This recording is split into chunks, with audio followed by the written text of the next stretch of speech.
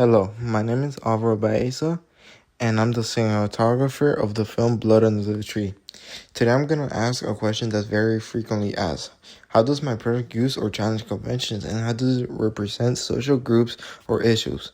I will be also showing gameplay of Merry Mountain, which is a Mario Kart 8 gameplay, while I answer this question. The plot is based around a Christmas elf who targets and kills teenagers who are on the naughty list because they hate and trash Christmas. One common convention of slasher films is that the victims are often teenagers or young adults. I followed this convention by having the main character, which is Jake Garcia, be a teenager. This also allows me to create a sense of familiarity with teenage audiences that are very used to this. Another important convention of slasher films is that the killer often has a weapon that forces them to get closer to their victims in order to kill them. A specific example from my film is that the elf uses Christmas lights as a weapon, strangling the teenager with them. The meaning behind this is to reaffirm the Christmas setting, as the killer's weapon of choice is a Christmas decoration that allows him to get closer and personal with his victims.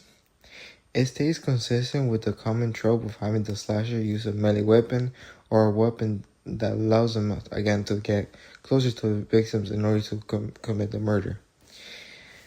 A third convention of slasher and horror film is that the killings often occur at night or in dark environments.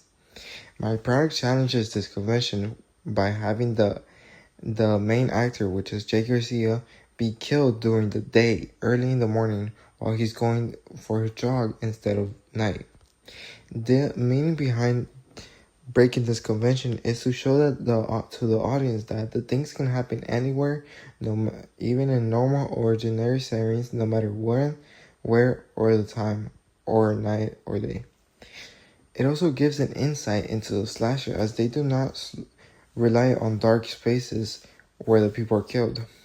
The next part of the question asks how my film represents social groups or issues.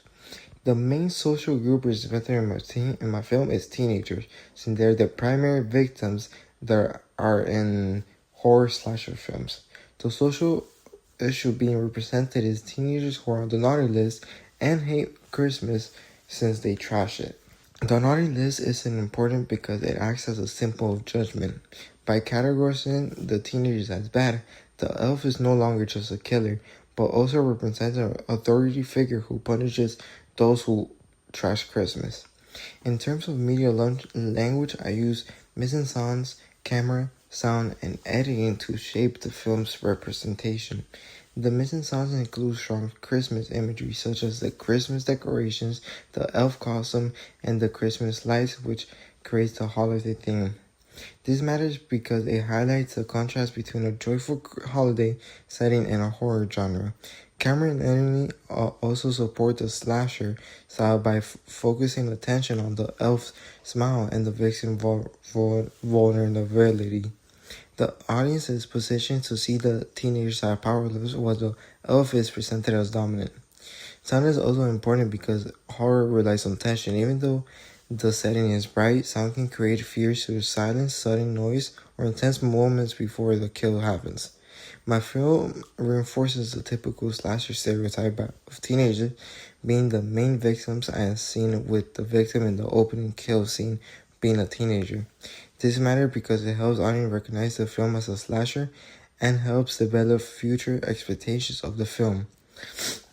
Overall, my film uses key slasher conventions like teenage victims, a signature weapon, and a clear villain, while also challenging convention through its daytime setting and its use of Christmas elf as a killer. In terms of representation, it focuses on teenagers to help audiences recognize the film slasher genre and create expectations for the film. Thank you very much. I hope it encourages everyone's attention to my video. Thank you.